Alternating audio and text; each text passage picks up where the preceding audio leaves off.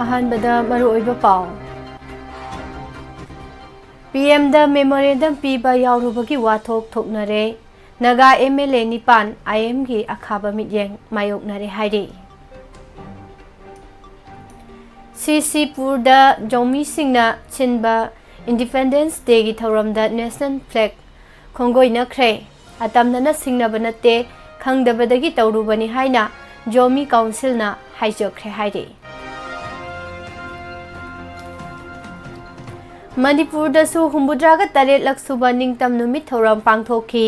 लांजेनरिबसिंग मखोइगी हानगी लैफमदा लैहनबदी ओइथोखिरोइ हाइना चीफ मिनिस्टरना फोंदोखरे मफम अहुमदा नोमै कापनखी लौसुबसिंग नोमै कापतुना तालखी हाइरे बराक कन्वेंशन वारेप सिंह PMO दा पिसिनख्रे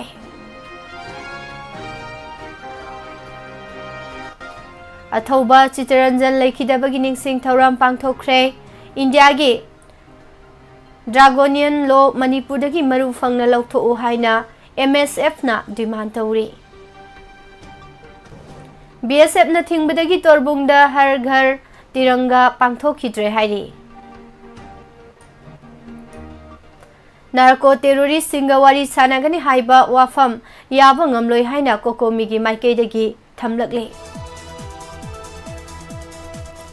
मुइभाना लुसिंगबा IM की मिहुत सिंगना अगस्त 28 इंडिया लेंगाका उनगदौरी एक्स मिनिस्टर कोनसम तोम्बा लाइखिद्रे इम्फाल जिरिबाम लंबीदा मफम कियादा लैंडस्लाइड मनस्लाइड थोकपदगी लंबी फाउनबा ngamद्रे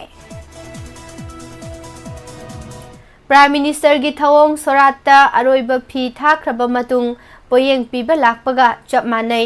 लैंगांगना थौसादबदगी इरांग लाक्सिनबा ngamदबनी हाइना गैखांगमना फोंदोरकले प्राइम मिनिस्टरना मणिपुर की वाफम फोंदोकबा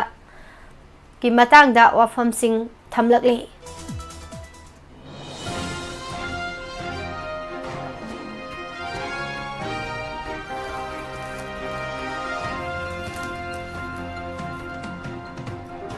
मैतै सिंगना कोम मतै मनाव कनबीरगा पुलिसदा खुसिनख्रे मियोय लिसिंग अनिरोमगी सबुंगखोक्तगी गोला ताबी फावगी वाकत खोंगसत पुलिसना टियर गैस कया कापकी खोंगजंगलोय सिंगना नावरी कापकी हाइरे अमदी रिलीफ कैंपदा लैरिबा मियोय सिंगी थमोयदा फावरकपा वाफमदा नुंसी चानना कुइना लैमिनरकलबनी करीसु तौरकलोय हाइना खल्लुई अदुबु कुकी सिंगदी यामना फत्तबा मी ओइरमले हाइबा पाउदमलकले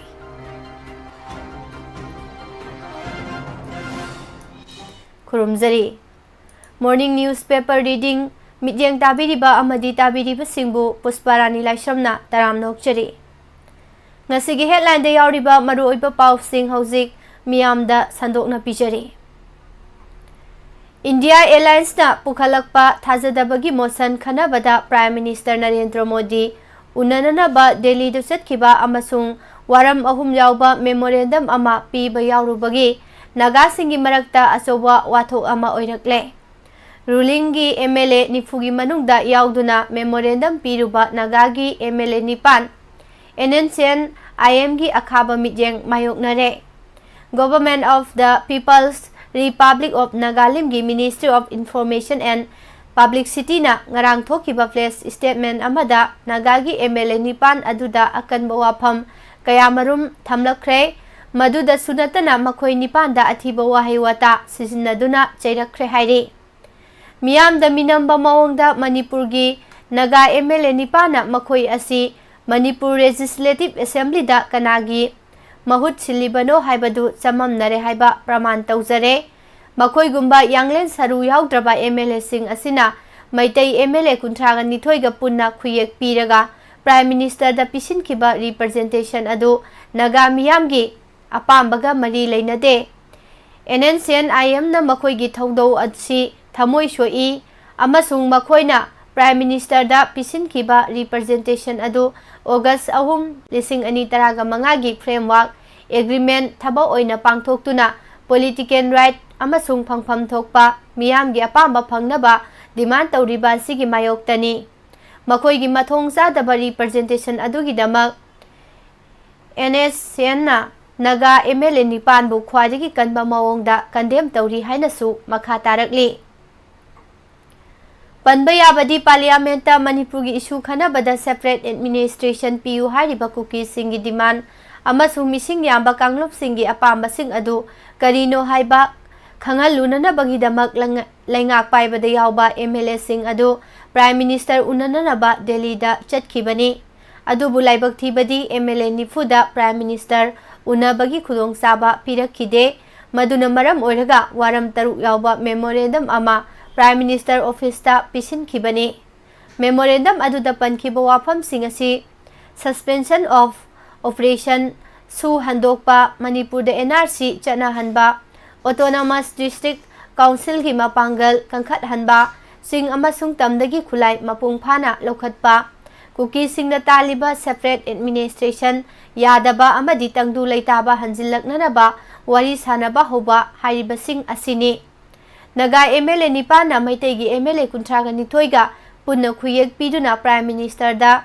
मेमोरेंडम पीखिबदु यूनाइटेड नगा काउंसिल नसु अकनबा मवोंगदा कंडेम तौखिबा लेख्रबनी नगा लेजिस्लेचर निपाना MLA अतैगा खुयेक पीबा चेरोल अमा प्राइम मिनिस्टर दा पीखिबदु नगा मियामगा मरी लेनदे हाइनसु यूनाइटेड नगा काउंसिल ना सेंगदोखिबा लेख्रबनी UNC ना थादोरखिबा चेरोल असिना हाई सिंगी डिस्ट्रिक्ट सिंगदा नगा मियामना रैली चटपा नुमिता नगा लेजिस्लेचर निपाना अतै अतोपा MLA कुंथ्रागा निथोइगा पुल्लगा इंडिया की प्राइम मिनिस्टर दा चेरोन पिसिनखिबा अदु UNC ना खम थेंगना नुंगाइते मदु नगा मियामगे सेंटिमेंट थौसादबनी हाइना लवी UNC ना नुमित अदुदा सिनखिबा रैली अदु इंडिया गवर्नमेंट कुमजा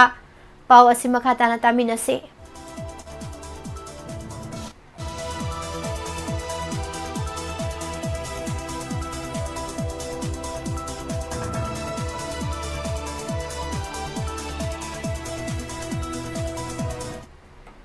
कुमजा लिसिंग अनि तरागा मंगागी ऑगस्ट 3 साइन तौखिबा फ्रेमवर्क एग्रीमेंट यूफम ओइरगा इंडो नगा पॉलिटिकल कन्फ्लिक्ट अदु वारोइसिन पुरउ हाइना तक्सिनबो ओइना पांगथोखिबनी इंडो नगा पॉलिटिकल इशू असिदा पुमनमक यागदबा अमसुंग इकाई खुमनगदबा सोल्यूशन अमा पुथोकपियु हाइना नगा मियामना अमु हन्ना तक्सिलकलिङैदा प्राइम मिनिस्टर दा ओना तैनबा डिमांड तानबदा याउसिनबसी याबा ngamloi हाइरे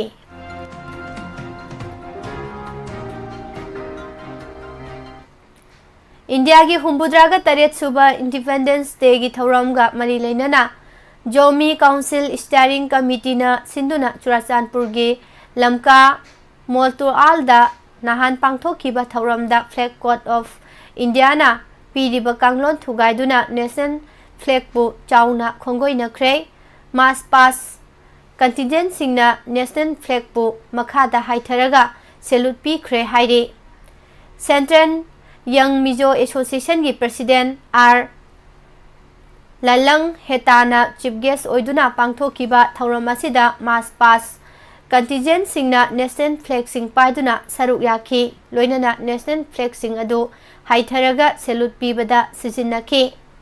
चौराकना कंटिजेंट कुल्लोमना सरुक यादुना चटखिबा मास पास अदु चत्रिंगैगी मांगोइनना थौरम अदुदा नेशनल फ्लैग सिंखतपा मतमदा नेशनल एथेम सक्खिबा अदुदसु नेशनल एथेम गी कोट थुगाइखी हाइरे नेशनल एथेम सक्पा मतमदा चौराकना सेकेंड 52 की मनुंगदा सक्कदबा अदु मिनिट अमा सेकेंड 30 रोम सांगना सक्खी नेशनल एथेम सक्पगी कांगलोन थुगाइबासी prevention of insults to national honours act 1971 की मखादा चैराक फंगबा याय एक असिगी मखादा कनागुंबा मियोय नत्रगा लुप अमना नेशनल एथेम असी सिंगनरबा नत्रगा मसी सक्पगी कांगलोन थुगाइरबदी मियोय अदु चही अहुम फावबा कैसुम संगदा थंबा नत्रगा फाइन थिहनबा नत्रगा चैराक अनिमक फंगबा याय हाइना पल्ली अमरोमदा नहान पांगथोखिबा थौरम अदुदा मास पासता सरुक याखिबा जोमी मदर्स एसोसिएशन लैंगाकना सखंगदबा विलेज डिफेंस फोर्स बेंगनुआम वॉलंटियर बिजंग डिफेंस फोर्स सिंहा defence Zomi care giver Tolwam Women TCYA General Headquarter Mata Women Wi-Fi People's Convention Linksify TKEF Simte Youth Organization Hyangtam Lamka YMA G Bonglian Rebran High School contingent Jingbana Saruk Yaduna Chatki Tauramadu the Saruk Akiba contingent Kuding Magna Mas Pasat Pamatamda Nation Flag Adu Salute Tawada Haitaduna Flag Code of India 22 da Piba Kanglon Tugaiki Flag Code Asigi Matung ina the Emblem and Names Prevention of Improper Use Act 1950 na piriba Kanglon gi makada athingba thamba natana kanagumba micham pawasi makata na pijari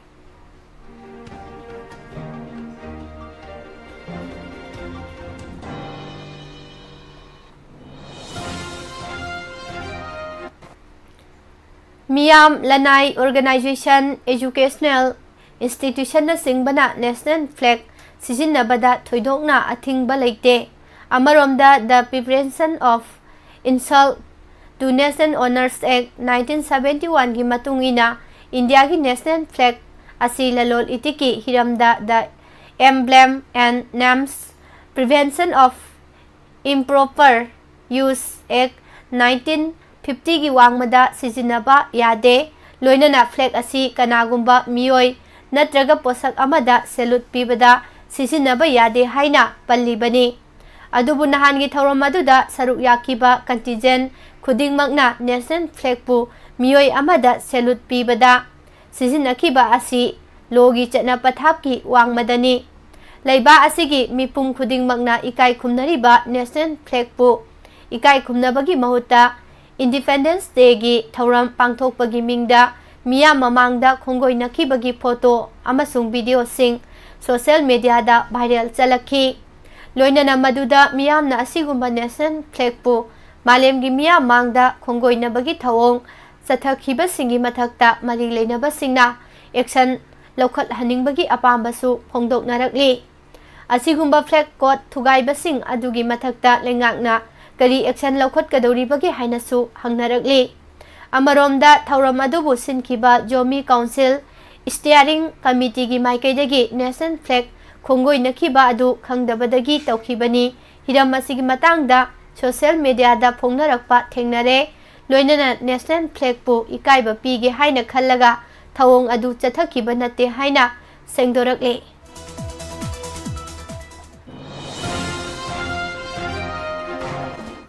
Haukiba August 13 da Barak Manipur Friendship Association gi midyeng makhada Knowledge Resource Center Foundation na sinduna pangthokiba Peace Convention of Manipur issue da laukiba warep sing Prime Minister Office ta thakre haina KRC Foundation gi Managing Trustee Biswadip Gupta na phongdokre Press ta thadorokpa cherol amagi matung ina haukiba August 13 da Silsar gi Rajiv Baval da pangthokiba Peace Convention aduda laukiba tongan ba warep kun adu yawba Aiba cherol ama Prime Minister Office ta thaduna khangan kibani PMO da thakiba resolution sing aduda yawriba wafam singdi National Highway da makhal ama tagi lambi thingbagi khongjang sangsil handana ba Manipur gi mukna ba asigi matangda kangnaba matamgi manungda judicial inquiry tawba mapandagi mitop sing sangsilakpa thingu haibana singba yawri Mifam aduda laukiba warep singi manungda India gi atay state lengakna lo kaina sangsilakpa mitop sing thingnaba thabak laukhatnaba wafam yawri loinana makhoigi state singda foreign national sing khunda leita hanba yaroi haina su palli lo kaina sangsilakpa mitop sing asi masak khangdokpaga loinana makhoibu maramda thindokhigadabani haiba wafam singsu yawri hairi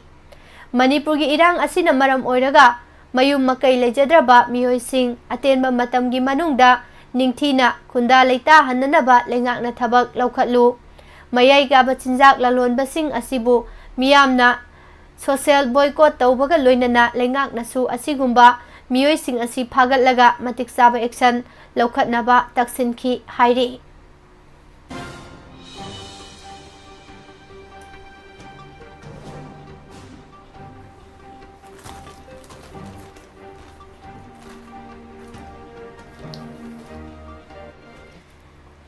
लेबाक सिनबा थुंगना पांगथोकनबगुम मणिपुरदसु लेबा असिगी हुम्बुद्रागा तरेट सुबा independence day की थौरम chief minister ने India की मचु अहुम की फिरान चिंखतुना fast battalion Manipur rifles की parade ground दा पांगथोखरे। थौरम असिदा तोंगान contingent तरागा तरुकना सरुक यादुना पांगथोखिबा मार्च पास की सेलुटसु चीफ मिनिस्टर ने ओखी लोइनना नाट की जगोई कयासु उतखी हाइरि। थौरम असिदा वा ngangladu चीफ मिनिस्टर ने हाई बीजेपी की लुसिंगबा लेंगा असिगी मखादा हौखिबा चही तरुकलोम असि लमदम असिदा बन ब्लॉकेट अमता लेतना यामना तंगदु लेताना चौखत लमजेलदा मांगजिल थाबा स्टेट अमा ओइना लाखिबनी अदुबु हौखिबा था अहुमलोम असिदा पामदबा थौदोकसिंग थोक्तुना मिसी मिना अमदि लंथुम अमांग अता थोखिबा असि लाइबक थीबनी। लेंगा असिदा कनागुंबा मियोय नत्रगा फुरुप अमतना पेंदबा नुंगाइतबा लेरबसु वारी सानरगा तंगदु लेताबा हंजिल हननबा होनसी। मसिगिदमक लेंगाकना मतम पुंबदा थोंग लाउना हांगदुना लै मियोइबा हाइबसि सोइखिबा लानखिबा याउनबा ngaktani पुमनमक असिबु ngaknaba amadi काउथोकपा हाइबसिना मियोइबगी लिचतनी मरम असिना महौसागुम नुंगसी चानना अमता ओइना लेमिनदुना चौखतपा लमदम अमा ओइननबा पुन होटमिनसी हाइखी। लांजेनारी बसिंग मखोइगी हानगी लेफमदा लेहनबदी ओइथोकिरोइ हाइनसु चीफ मिनिस्टर ना थमखी। खुंद्राकपम असेंबली कॉन्स्टिट्यूएंसी की एमएलए ओइरमबदा नतना कुमजा लिसिंग अनि कुंदा आईएफसी की मिनिस्टर ऑफ स्टेट ओइरमबा कोनसम तोम्बा इलाइस तांखम तोम्बा ngarang ayuk pung 10 makhairom tabada lungs की अनाबा अमना मरम ओइरदुना रिम्स हॉस्पिटल दा लेखिद्रे मसाई सही मरीफु सुख्रबा कोनसम तोम्बा महाकी लोइनबी मचानुपा मरी अमसुंग मचानुपी अनि हुंदोकलमली महाकना खंगौदना लेखिदबदा लेकाई अदुगी मियाम अमसुंग लोइनरंबा कयाना अवाबा फोंदोरकली।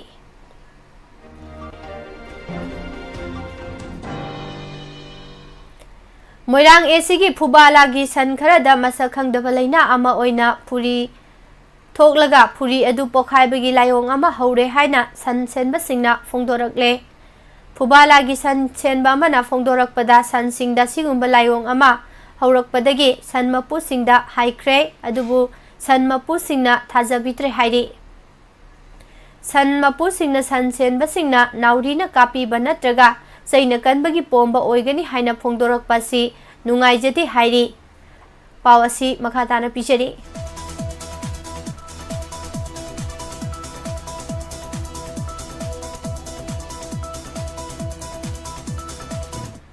मरम अदुना वेटरनरी डिपार्टमेंट फुबालादा हौजिक सनगी अनौबा लैना थोकलिबसी येंसिनबियु हाइरकली। पनबा याबदी मणिपुरगा हेक युमथंगनना लैरिबा नागालैंडसु सन अमदी इरोइसिंगदा उनसादा पोंखतपगी लैना संदोकपा थेंगनबदगी स्टेट असि LDS पॉजिटिव टेस्ट अमनी हाइना prevention of control of infections and contagious diseases animals act की मखादा स्टेट लेंगा की अथॉरिटी ना लौथोखिबा लेख्रबनी।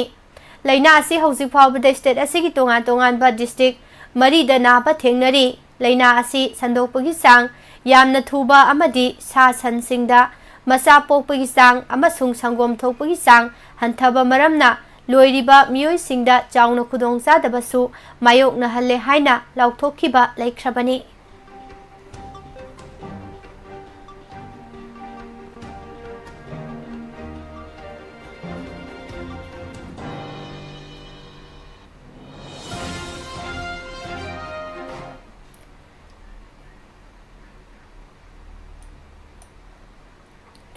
लैबा असिना निंग तमलखिबा चही हुम्बुद्रागा तरेट सुरकपगा मरी लेनना युमथोंग खुदिंगदा इंडिया की मचु अहुम की फिरान थेटननबा प्राइम मिनिस्टर नरेंद्र मोदी ना खंगहनखिबा मतुंग इना कुंबी एसीगी तोरबुंगदसु युमथोंग खुदिंगदा फिराल थेटननबा होनरुबदा 10 सुबा BSF की पर्सनल सिंगना थिंगबदगी हर घर तिरंगा पांगथोकपा ngamkidre कुंबी असेंबली कॉन्स्टिट्यूएंसी की मनुंग चना लेबा तोरबुंग अवांग लेकाइदा मैतै वॉलंटियर सिंगना संगदुना मसा मसा युमदा इंडिया की मचु अहुम की फिरान थेटनबा होनबदा BSF पर्सनल सिंग अदुना संगबा यारोय हाइना थिंगलखिबनी फिरान थेटपा चंगलुबदा यावबा तोरबुंग गोविंदपुरदगी हौजिकना फगाकचाव इखाई मयाई लेकाइदा संजफम लौदुना लेबा खेत्रीमयुम रिसिना पाउमिसिंगदा हाई ऑगस्ट 15 की अयुक चौराकना पुंग निपान खरा हेलकपा अद्वाइदा तोरबुंग अवांग ममांग लेकाइगे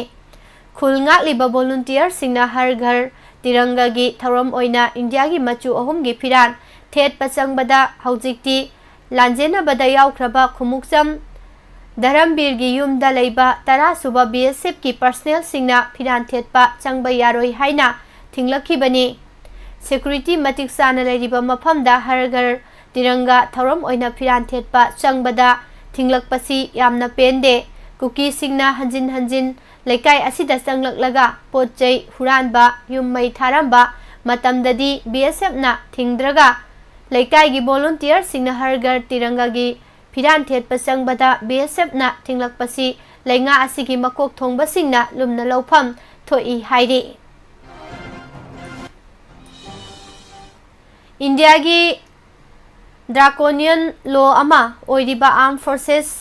स्पेशल पावर्स एक्ट 1958 लमदम सिदगी मरु फंगना लौथोकदबनी हाइबा इहौदा थवाई थाख्रबा थौबा पेबम चितरंजन लेखिदबगी 15 सुबा निंगसिंग थौरम महाकी अरोइबा यताफम ओइखिबा बिष्णुपुर कैथेल अमसुंग निंगसिंग खुबम लेरिबा बिष्णुपुर वार्ड नंबर 7 ता पांगथोखरे थौरम असिदा बिष्णुपुरदा लेबा अथौबा सिगी मितमदा मियामना हई लेई कतुना इकाई खुमनाबा उठख्रे लोइनना महाकी पोकनफम सेगारोड तखेलंबम लेकाइदगी अचंबा थौरम अमा पांगथोक्तुना लेखिद्रबगी फोटोदा मियामना लेई कतखि मणिपुर स्टूडेंट्स फेडरेशन MSF मयाई लोइसंगना सिंदुना पांगथोखिबा ngaranggi थौरम असिदा पोइरei लेमरोल मैरापाइबी अपुन बलुक की president L Memchoubi human right Manipur की चेयरमैन फुलिंद्रो कोनसम अमुको की प्रेसिडेंट PS लंडो लुवांग अमदी मसक नारबा मणिपुर की CSO की लुसिंग बसिंग अमदी महिरोय क्यासु सरुक याखी इंडिया गवर्नमेंट की माइकैदगी होम मिनिस्टर अमित शाह अमदी चिनकु की नार्को टेररिस्ट के ग्रुप अनि हाइबदी KNO अमदी UPF का ngasi दिल्ली दा वारी सानागनी हारिबसी याबा ngamloi haina कोकोमीना फोंदोरकले कोकोमी की मीडिया कोऑर्डिनेटर सोमरेंद्र थोक्सोमना थादोरकपा सेरोलदा इंडिया गवर्नमेंट पाइखलकलिबा थवोंग असि यामना लानबा थवोंगनी कुमजा लिसिंग अनि मंगादा सेंट्रल पैरामिलिटरी फोर्सेस अमा ओरिबा असम राइफल्स अमदी KNO UPF का सस्पेंशन ऑफ ऑपरेशन सु खुयक पिनखी सु तौनबा हाइबसी नाकल अनि की मरक्ता नोंमै कापनाबदगी मिसी मिना यामना याउनरकपा अमदी लेबा अदुगी मियामदा सु तौरगा इंथा तपथननबगी थौरांग पाइखतनबा खोलाव लाक्लबा मतमदा पांगथोकपनी अदुबु असम राइफल्स ना KNO अमदी UPF का सु असि करिगुंबा मखल अमतगी हाना सुनबा याउदना तौनखिबनी हाइरे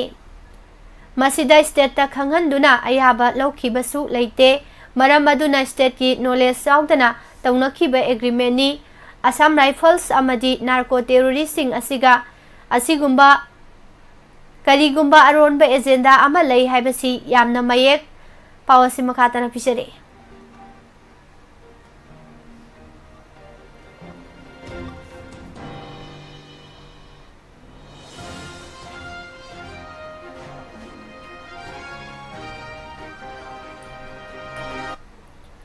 मयेक सेंगलबा वाफमनी लोइनना कुमजा लिसिंग अनि निपानदा असम राइफल्सना सेंटरदा मखोइगी अरोनबा एजेंडा पुदुना इंडिया गवर्नमेंटना जियो पॉलिटिक्सदा अचौबा मतेंग ओइगनी हाइना थाजबा पीरगा सेंटर अमसुंग स्टेट का फॉरेन मिलिटेंटसिंग असिगा सु तौखिबनी मणिपुरदा नौबा गोल्डन ट्रायंगल अमा लिंगनबा अचौबा सेंफम थादरिबा foreign मिलिटेंटसिंग असिगी designated camp Manipur manungda thamjinba si India government ki achouba asoiba amani foreign militant sing aduna oina pallabada ZRR gi chairman Thangli Yanpao Guite amadi KNO gi president PS Haukip kumba foreigner narco terrorist na singbasing asiga wali tawba haibasi kokomina haksin na lawi state amagi manungda maruoina AR na Manipur gi tongan pa mafam kharada buffer zone haina misam khakta natana state force fawba sanghandaba haibasi yamna tamthiba thawong amani state asigi miyambu tongan khaidoktuna amuk hena lapthokna hananaba singsep thabani maram asina Delhi dangasi sathagadoriba wari sanabasi Manipur khakta natana awang nompoki yelhau furup pumnamakta achouba saitheng pigani loinana thawong asi India government na narco terrorist sing asibu saugatpani hainasu laugani hairi wari sanabasi thabakta onthorak labadi India na terrorist sing asibu ikai khumnabo ulli haina laubaga loinana kokomina thamlamba thajabasi manglaknabagi achouba maram oirakani hainasu cherol asina makha tari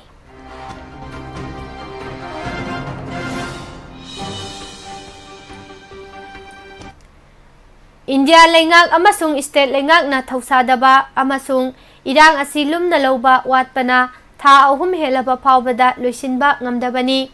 Prime Minister Narendra Modi na nahan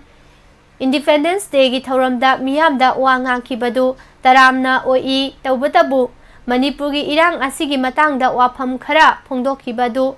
sorat loiduna poyeng lauba yadraba matamda poyeng pibaga manai haina Hanagi Deputy Chief Minister amasung Congress Working Committee gi member Gaikhangamna phongdokre Paumi kharaga akhanana unaba amada mahakna makhatana hai nahan Red Fort ki Rampatagi Prime Minister Narendra Modi na laiba asigi miyamda humbudraga taret laksuba India gi ningtam numit ki thauramda wa ngangbada Manipur gi matangda wafam khara phongdokhibadu thagatningai ni adubu mahakna lamdam asida ingtha tapthaba phibam lakle haina phongdokhiba mikup aduda Manipur gi singkhong singa gi lamda nongmai kapnakhi mahakna hokhiba numit kharani asida Manipur da leirakliba ingtha tapthaba phibam asi makha chathaduna Manipur gi irangi waroisin purakpa yagani haina phongdokhiba wafam adu matam thengmalle wafam asi Prime Minister na lumna laurabadi ngallingai da thaba oina onthorok lamlabadi Hauzik phawba irang sangtharibasi sangtharamdaba yai Prime Minister na Manipur gi matangda wafam phongdoklibasi matam yamna thengmalle sorat ki phiroi thakiduna poyeng loba yadraba matamda poyeng pisinbaga manai Prime Minister na matam sana midyang sangbiramlabadi mamal yamlaba punsi kaya kanba ngamlamgani Hauzik thokliba irang asi matam sana lengakna Laksilamlabadi irang asi thoklamdaba yai Prime Minister masamagna lamdam asigi intelligence fail oire haina phongdokhiba laikibani irang asi thoklakpa yabagi phibam asi April 28 29 adwaidagi khudam phanglabani matam aduda lengakna section thorang laukhalamgadabani haiki irang asi tha ahum hena satharibasi lengakna wathok asi lumna laugdaba amasung loisinningbagi apamba leitabana matam sangna changbani lenga asina Manipur gi awa ana taraba miyamna khangliba chaina asi haksina laude misi mina mayam thoktuna nakal ani makta awa ana taduna ha kar lauraba matam asida irang asi haksina lauduna loisinanaba honadaba asi laibak thibani makhoi masel hatnarabasu loiraba matungda mathanta toksakhigani haibagi mawongda chatharakpa asi laibak thibani lenga ama leibagi mami taraktaba masa masu sing khatnabada warakadaba mama mapa singna tumina yengduna leiri haiba wafamsu mahakna thamki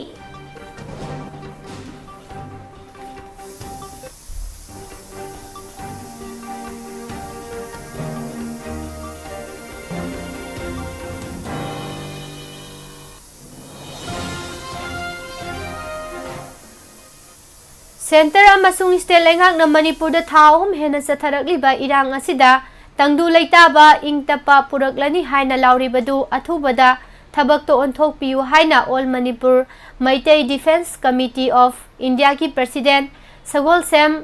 कुल्लमंगांगना फोंदोखरे Manipur press club पांथोकपा पाउगी मिफम अमदा कुल्लना हाई मणिपुर कन्ननबगीदमक लेंगाक लिबा फमनाइबसिंगना मसा मसागी खक येंगलगा थबक तौबिगनु मणिपुर असि मिटोपसिंगी मखुत्तगी कन्नबा होनसी हौजी हौजी लमदम असिदा चटनरिबा फिबम अमा मायोकनरिबा असि अथुबा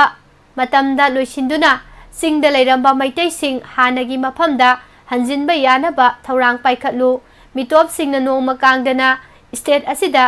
खुद थिंजिलकलिबासी ngakthoknaba hotnabada ahanba thaurang oina horiba sambalsing khaba tangai phade matang asida lengangna khanaba mijeng sangba sumgani hairi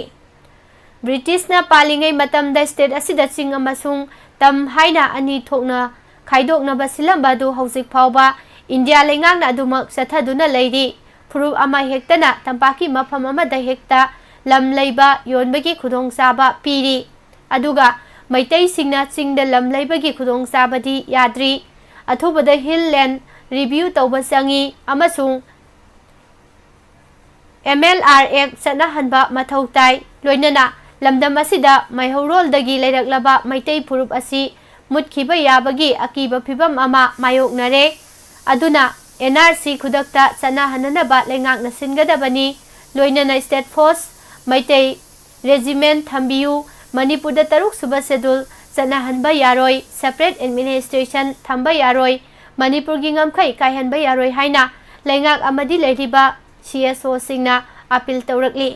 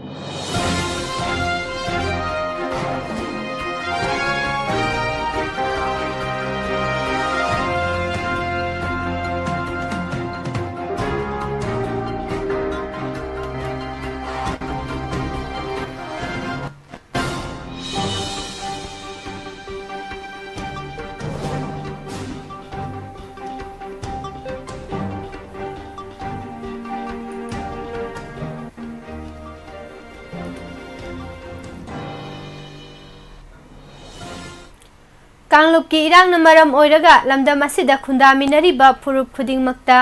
थेंगनरिबा अवाबा कया असिगी येंगलगा थोगलिबा कांगलुप की इरांग असि अथुबा मतमदा वारोइसिन पुरकनबा कुकी फुरुप की नुपिसिंग थोकपिरक्तुना कांगलुप अनिगी मरक्ता वारी सानननबा होटनमिनसि हाइना वुमेन अगेंस्ट क्राइम की सेक्रेटरी ए रोबिता लैमना अपील तौरकली हिरम असिगा मरी लेनना ngarang कांसीपुरदा लैबा असिगी ऑफिसता पांथोकपा पाउमिसिंग उनबा अमदा रोबिताना हाई कुकी सिंगना चथरकलिबा लान असिना कुकी मरक्ता लैरुबा मैतै खुलसिंग अवाबा ताहल्ले युम्मै थाबा लांजेना हनबा कया थोकले लान हाइबसिना लानथेंगनरिबा नाकल अनिमकी मरक्ता चप मानना सोहल्ली कुकी सिंगना लान हौदुना मखोइदी सिरोय सोकलोय वारोय युम्मै चालोय हाइबा लैते युम्मै थाबाबु इराय लाइना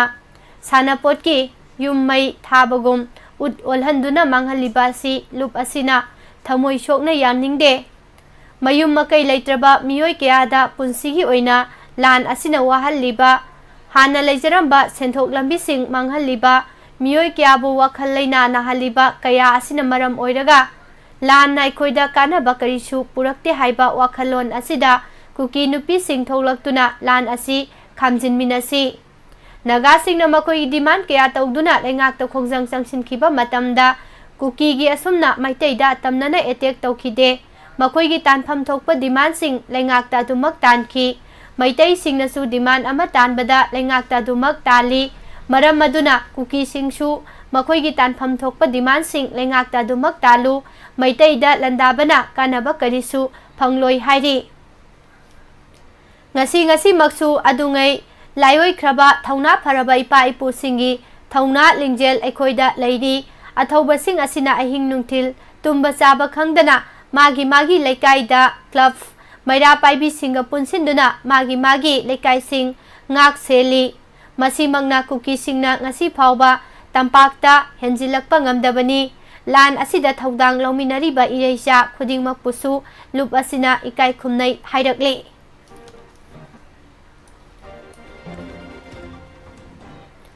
इम्फाल वेस्ट DC कॉम्प्लेक्स की कोम्बिरई हॉल पांथोखिबा हुम्बुद्रागा तरेसुबा इंडिपेंडेंस डे की थौरमदा आयुष्मान भारत प्रधानमंत्री जन आरोग्य योजना ABPMJAY इम्पेनल तौबा हॉस्पिटल सिंगी मनुंगदा ख्वादिगी फबा परफॉर्मेंस पीबा हॉस्पिटल सिंग खंगतुना एप्रिसिएशन सर्टिफिकेट पीबदा राज मेडिसिटी हॉस्पिटल यावरे national health authority government of India अमसुंग chief executive officer state health agency Manipur की वारे मतुंग इना PMJAY इम्पेनल तौबा प्राइवेट अमसुंग पब्लिक हॉस्पिटल सिंगी मरक्ता ख्वाइदगी परफॉर्मेंस फजबा हॉस्पिटल सिंग खंगतपदा राज मेडिसिटी सु प्राइवेट हॉस्पिटल कैटेगरी की ओइना यावबनी मसिगिदमा इम्फाल वेस्ट के deputy commissioner TS Kiran Kumar ना राज मेडिसिटी की managing director Houbijam Rajendra appreciation certification पीदुना इकाई खुमनबा उठ्रे हिरम मरी लेना राज मेडिसिटी की मीडिया रिलेशन ऑफिसर ना थादोरप चेरोल अमदा हॉस्पिटल असिना असिगुंबै अवार्ड फंगलकपासी नुंगाइबा फावी लोइनना हॉस्पिटल असिगी टीमना कथोकपा अमगा लोइनना मखोइगी थौदांग लौरिबा असिगी दमक्तसु थागतली हंदकी असि थारगा राज मेडिसिटीना कैटेगरी असिदा असिगुंबा अवार्ड फंगबा असि तरुलक सुबनी हाइरे नाकल अमरोमदा American oncology institute Babina specialty hospital खाबई सोइसु आयुष्मान भारत PMJAY अमसुंग सेम हाइस्टी मपुंग फाना सना हनबगीदमक नेशनल हेल्थ अथॉरिटी ना हुम्बुद्रागा तरेलक सुबा इंडिपेंडेंस डे की थौरमदा टॉप परफॉर्मिंग हॉस्पिटल की टाइटल पीदुना इकाई खुमनबा उठ्रे हाइरे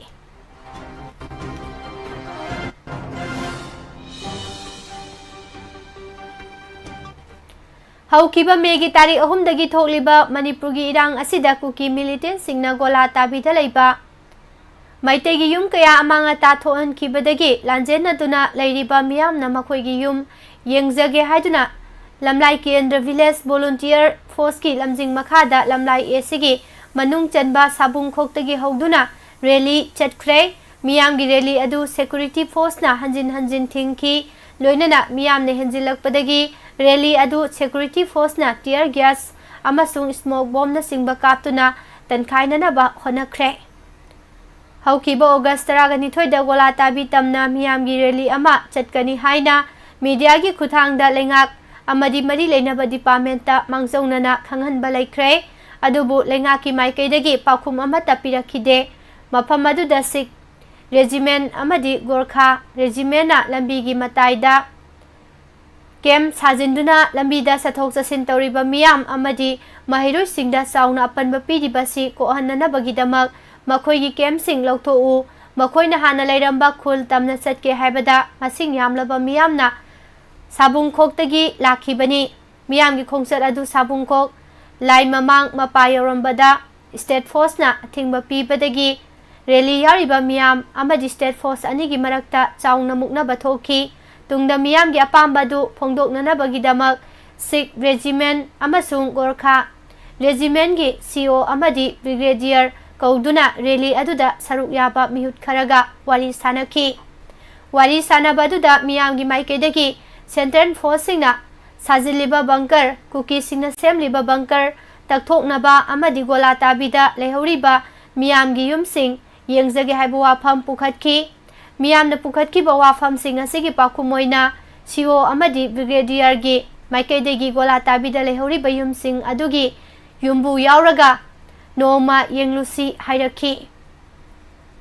CO amadi Brigadier anigi wafam adu thajaningai oide haiduna wari sanaringaida masing yamlaba miyam aduna Go Back Assam Rifle saina kholau laubaga loinana gola tabi tamna rally adu chatkani haina lakpa hauki miyamgi khongchat adu yangang pokpi mapa phauba sangsilakpadagi State Force ki maikaidagi makha tana sangsilaktanaba khanganki adubu miyamgi mobna henjilaktuna makha tana sangsilakpadagi Security Force ki maikaidagi tear gas amasung smoke bomb kapki miyamgi maikaidagi su handuna State Force tamna Nauri kapsilaki hairi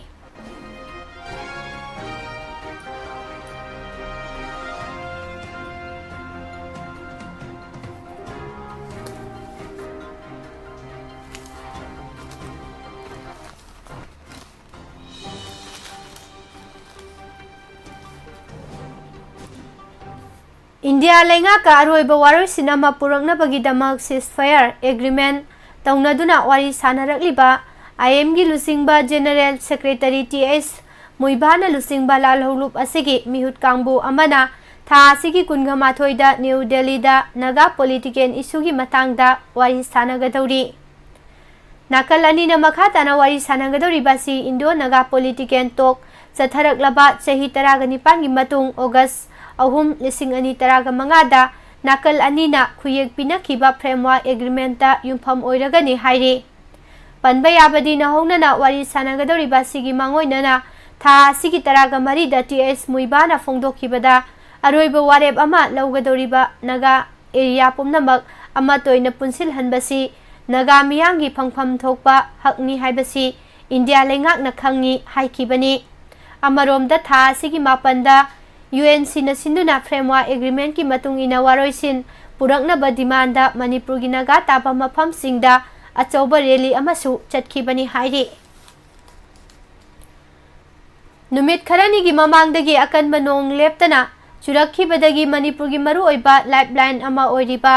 Imphal jiri bamlambi NIS 37 paringi tongan tongan ba mafam singda landslide mudslide thokpadagi NISID cell na excavator JCB backhoe loader na singba machine sing sijinaduna mahosagumna highway paring asida makhal pumna maki gari sing chasin yanana ba akanba thabak paikhalak ngarang numidang athengba phawbada mapung phana sengdokpa ngamkhidabadagi highway asida gari sing phaunaba ngamkhidre khwadigi khudong thiningai oiba maongda landslide thokiba mafam singdi khongsang dagina irang phawbagi marak amasung irang dagina awangkhul part 2 phawbagi marak tani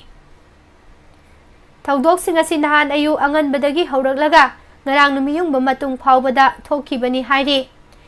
NISID cell na landslide amasung mudslide sing takthokuna gari chathok chasin tawba yanana ba honarubada excavator ama leinang na chenthakhibaga loinana loader amasu leikhomna phumjinkhre oirakliba phibam asida All Manipur Road Transport and Motor Workers Union gi General Secretary M Aninna athuba matamda lengak na yengsinbiu haina appeal tawrakli tha asigi taraga mari gi numidangda kautruk maitai khul tamna masigi maningda leiriba Bethel Kuki khul da saba bunker singdagi militant singna nomai kaptharakpadagi khul nga liba khunja singi marakta khut thokna khrabasu nahan ayuk pung taraga mathoirom tarakpada Bethel Kuki khul gi yum amada leiramba masagi chahi Humbudra rom suraklaba kom matai manau ahal ani kautruk khulgi mitai khunja singna thengnabadagi tekta kaidana lamsang police station da khusinakre hairi minung siga loinana mitai khunja singi thawong asimak maikei kiadagi miyoi singna thagatpa phongdoknarakli police ki maikei dagi su ahal ani sida thoaningdaba thawdok sing thoandanaba mathau taba thabak sing lokhat khibaga loinana makhoi animak Sapagadaba mafamda thangdoktuna thamkhre hainasu makha tarakli ngasi August ki tarik 13 ta curfew komthokadaba district sing Imphal East West amasung Kangpokpida ayuk pung 5 dagi numidang wairam pung 3 phawba Kaching district amadi Bisnupur district tana ayuk pung 5 dagina nungthil pung 5 phawba aduga Thawal district ki oina ayuk pung 5 dagina नुमिदांग Pung 9 फाउबा curfew की अथिंगबसिंग कोमथोकनी हाइरी सही असिगी मे थागी अहुमदा चुराचांदपुरदगी हौरगा थोलखिबा violence की ओइबा थौदोक मणिपुर की मफम कियादा थुने यांगना संदोखिबगा लोइनना चिंखोंग चिंग्यादा खुंदादुना लैरिबा मितै फुरुप की मियोय कियादा खुलाई पाइबा cookie सिंगना यामना तोइना लंदारकपदगी Manipur की तोंगान-तोंगानबा मफम सिंगदा हांगलिबा relief camp सिंगदा मियोय किया लांजेनदुना Larry लांजेलक्तुना अवाबा खांगलिबा मियोय सिंगना फोंदोरकपदा मखोयगी पेंदबगी पाउदम कया लेप लैतना मरी लेनबा सिंगदा यौहननबा होनदुना लाकपगी मखा तारकपदा मसिगी मनुंग चना वांखै हाई स्कूल दा हांगलिबा रिलीफ कैंप ता संजफम लौदुना लैरिबा इम्फाल ईस्ट डिस्ट्रिक्ट की मनुंग चनबा इथम मनिंग लैकाइदगी लांजेलक्पी निंगथौजम इनाउबी कौबी खुंजा अमना फोंदोरकपगी मतुंग इना मेगी तारीख 3 दा चुराचांदपुर दा थोखिबे इरांग अदुगा मरी लेनना इथम दा सैथेंग लाकनी हाइबा थाजरुदे इथम हारिबा खुल असि कुकी सिंगी खुलना कोइसिलगा लैबा मफमनी मतम सांगना मफम अदुदा लैरिबा कुकी अमदि मितै सिंग नुंसी चानना लैमिनदुना लाखिबनी मदुना मरम ओइरगा युम्मै थाबना सिंबगी थौदोक सिंग थवोंग सिंग कुकी सिंग अदुना चथरकनी हाइबा थाजरुदे अदुबु मखोइदी यामना फत्तबा मी ओइरमले खंगौदना मखोइना मैतै सिंगी युम्मै थाबा हौरकपा अमदि नोमै कापा हौरकपदगी मफम खंगदना सेनखी मरुओइना साइतंग कौबा खुल असिगा नकनना लैबा मितैगी युम तरेट लोमदी मै थाख्रे हाइनसु फोंदोरखी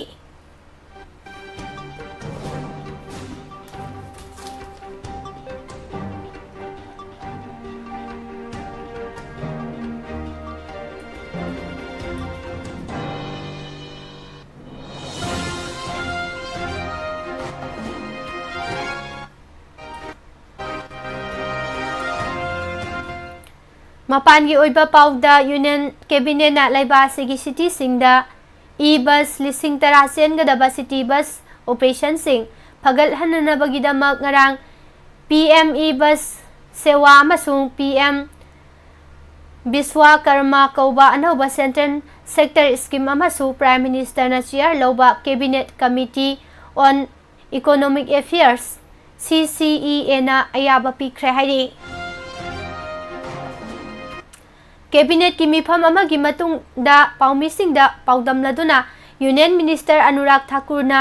PM ई बस सेवा की मखादा ई बस लिसिंग तरा लैबासिगे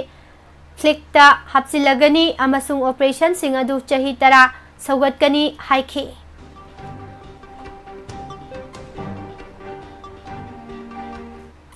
कांग्रेस ना लिसिंग अनि कुनगमरी लोकसभा मिखलदा दिल्ली दा लोकसभा सीट तरेट लोइनमक कंटेस्ट तौगनी युमजा कैसा नुमिता पार्टी प्रेसिडेंट मालिक अर्जुन खारगे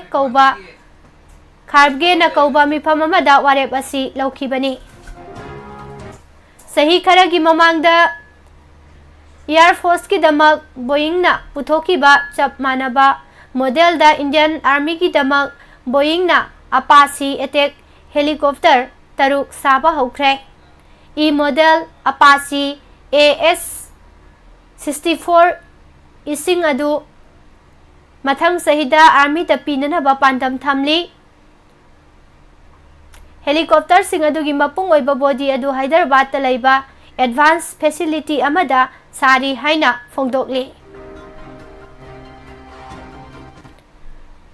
शरद पवार अमसुंग महाकी मखुरागी मचा अजित पवार की मथक्ता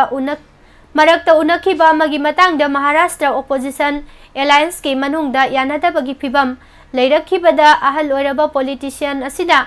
इंडिया ब्लॉक थादोकलक्पा अमसुंग बीजेपी का खुसमनबगी महुत ओइना यूनियन मिनिस्टर की फम अमा मांगोंदा पिरखरे हाइबा वाफम अदु कक्थटख्रे खुंगंग साउखलहनबदा साइंस एंड टेक्नोलॉजी की कानाबा लौननबा PM नरेंद्र मोदी ने लेबा पोकपा नुमिता फार्म सेक्टर दा ड्रोन सिंग सिजिनबा दु नुपी सिंगी सेफ हेल्थ ग्रुप SHG की मेंबर लिसिंग तरागा मंगादा तंबिननबा अनौबा स्कीम अमा लाउथोख्रे Mamang Seoldagi hawraga Himachal Pradesh ki tongan-tonganba mafamsingda akanba nong leptana subadagi leibak ningkhaiba amadi sing isaw thohanduna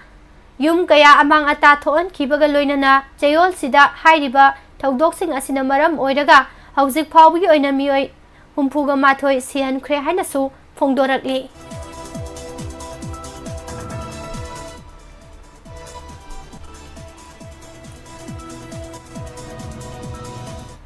Pakistan ki hanagi Prime Minister Imran Khan ahimsa ki protecting tawbagi damak mahaki mayokta register tawrakiba fast information reports FIR singa mari leinana thakiba bail petition mapan Islamabad ki local court singna kakre haina donna haikre Russia ki defense ministry na Moscow ki khanong chupta Ukraine ki drone ahum kapthakre haina yumjakaisa numita haikre masi konung adu ki manakta nongthaki attack kankhalakibada khwadigi nauba aduni hairi Myanmar ki awang thangba Kachin ki Pakan township ki mapanda unregulated jet mine ama nomaiji numita ningkhaibada mioi kunga manga sikre amasung taraga mari thiba khangdana leiri haina emergency worker singna leba pokpa numita phongdorakre California की Orange County Superior Court की जज अमना मसागी नुपी अदु नोमैना कापतुना हाटख्रे हाइरे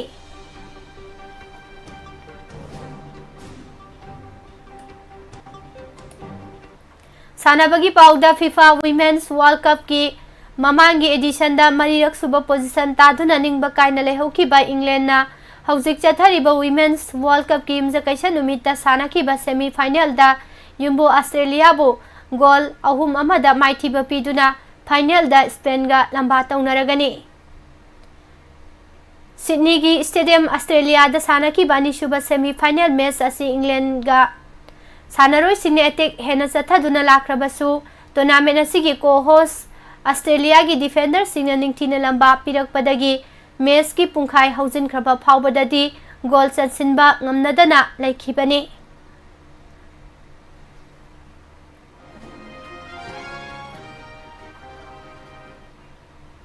England अगस्त कुंद सानगदबा tournament असि की final दा मपांगल कल्लबा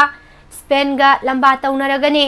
अगस्त तरागा मापन सानगदबा अहुम सुब पोजीशन की मैच तना युम्बु ऑस्ट्रेलिया अमसुंग स्वीडन ना सानरगनी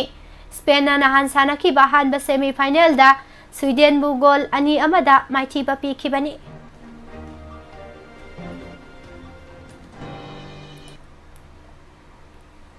इंडियन कंपाउंड आचर सिंगना मखाताना सथबा परफॉर्मेंस फजबा उतुना नुपा अमसुंग नुपीगी टीम सिंगना फ्रेंच की कोनुंग पेरिस ता चथरिबा आर्चरी वर्ल्ड कप स्टेज 4 दा फाइनल संगदुना लैबा सिना मेडल अनि सोइदना फंगलगनी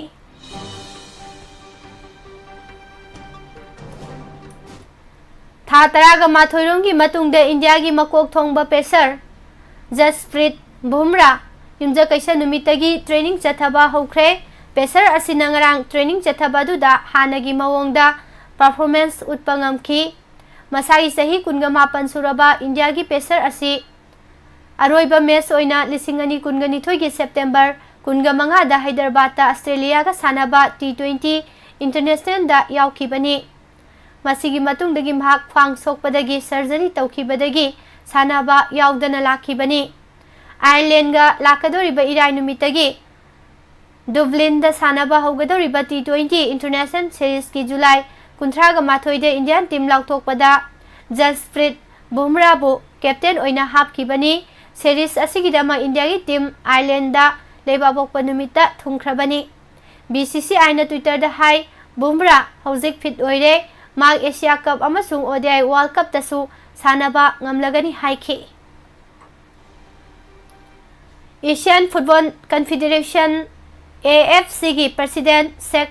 सलमान बिन इब्राहिम अल खलीफाना चेयर लौदुना निंगथौकाबा नुमिता फमकिबा एजुकेटिव कमिटी की वर्चुअल मीटिंग दा एशियन क्लब फुटबॉल की स्ट्रक्चर सेमदोख्रे सेमदोक्लबा स्ट्रक्चर असि 2024-2025 season दगे चनरगनी हाइरे top tayar oina AFC Champions League Elite ACLE pangthoklagani masigi matungda AFC Champions League ani ACL2 amasung AFC Challenge League ACGL na mathangsina second amasung third tayar oiragani.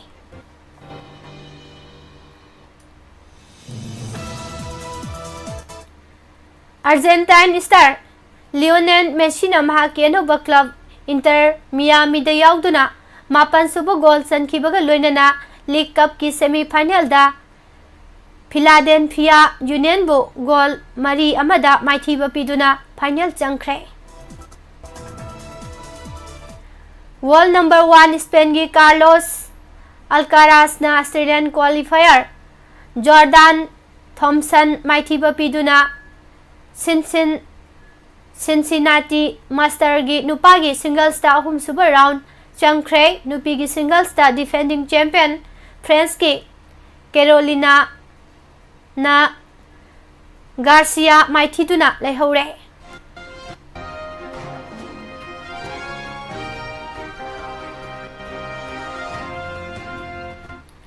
Ad hoc panel na ningthokaba numita lauthokibagi matungina Wrestling World Championship ki trials August 15 dagi 13 phauba Patialada pangthoklagani haidi. Indian weightlifting da inak khunba puwari leijarabasu Asian Games study leiba asina gold medal amukta phauba laudri. Tokyo Olympics silver medalist Mirabai Chanuna masida walibasi mensinduna ahongba purakpa pamli haiba wapam phongdorakpada thoidokna ngakningai oidre. Sahi ama thengdaraba matung handaki Asian Games asi China gi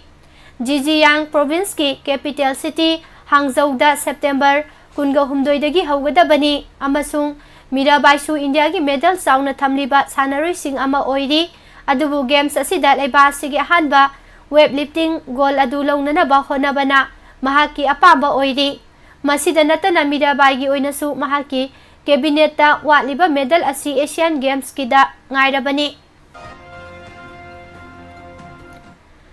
Arunachal Pradesh na yumbo oiduna ngarang dagi sanaba haukiba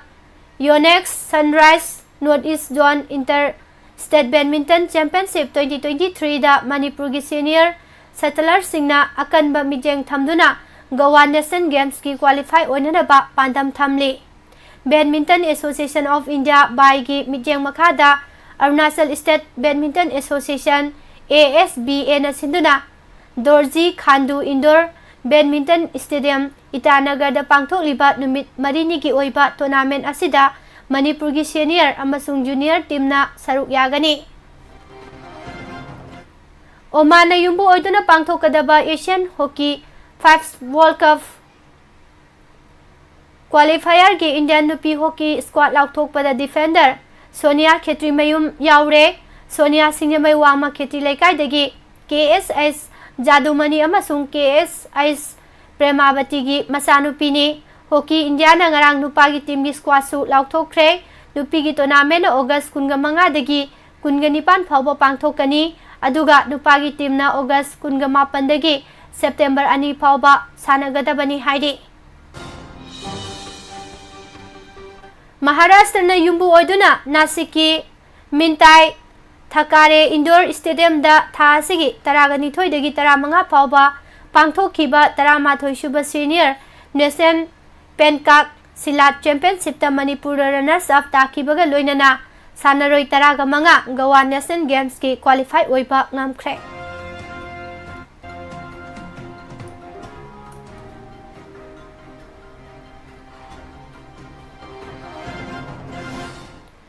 District Youth Affairs and Sports Officer Imphal West na sinduna Kumalampa Hockey Stadium da pangthokhiba District 11 Gen Hockey Tournament Under 17 Boys and Girls ki winner Unaco School Maitram na oikre. Aduga Under 15 nupa masagi na RK Memorial School Haino Khongnembina winner oikre. Nipuga mapan suba Kings Cup 2023 gi draw otpagi thauram ama Football Association of Thailand na ngarang sinduna pangthokre haidi. Laibak marina saruk yagadaba tournament asida Indian senior नुपा टीमना Iraq का अहानबा गेमदा सानरगनी।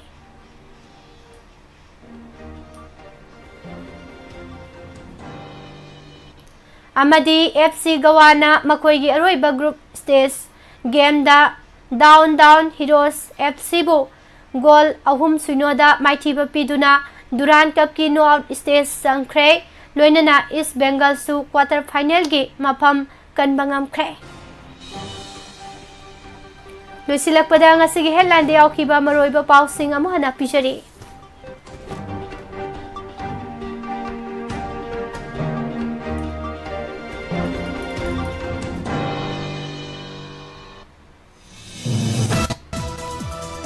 PM दा memorandum पीबा याउरुबगी वाथोक थोकलकले Naga MLA निपान IM की अखाबा मिजेंग मायोकनबा हौरे।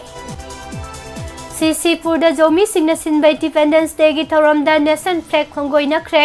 अतमनना सिंगनबा नते खंगदबदगी तौरुबनी हाइना जोमी काउंसिलना हाइजरकले।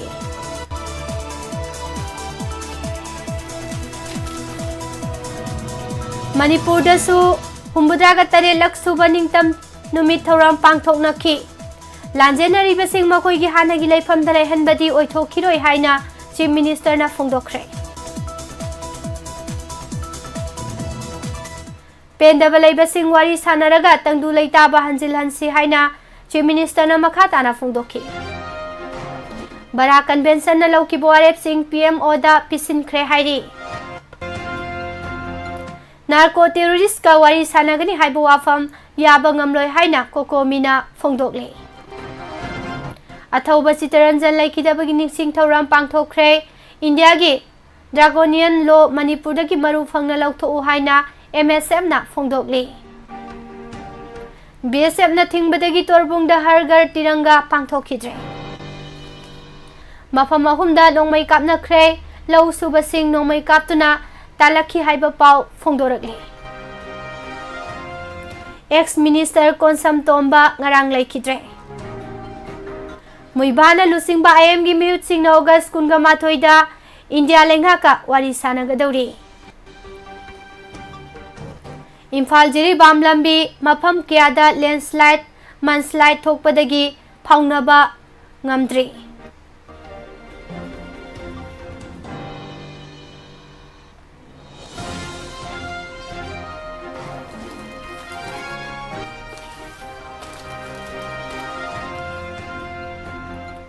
मियोई लिसिंग अनिरोमगी सबुंग खोक्तगी गोलाताबी फावबगी वकत खोंसत पुलिस ना टियर गैस कापखी खोंजंग लोइसिंगनसु नाउरी कापखी हाइरे। मितै सिंह कोम मतै मनाउ अमा कनबीरगा पुलिसता खुसिनख्रे। अमदी लेंगाकना थौसाबदगी इरांग लोइसिनबा ngamdabani प्राइम मिनिस्टर ना मणिपुर की वाफम फोंदोकपा सोरात लोइरगा पोयेंग पीबगुंबनी हाइना गैखांगमना फोंदोरगले। पिजरिबा पाउसिंग असिगा लोइनना हौजिकी देनुक्तिगी फोंगलिबा पाउसे सिंगदगी लौथोकसबा मरुओइबा पाउसिंग मियामदा पिजबा लोइसिनजरी मिजेंग ताबिरिबा मदी ताबिरिबा सिंगबो अमुका हना पुष्पारानी लाइश्रमना खुरुमजरी।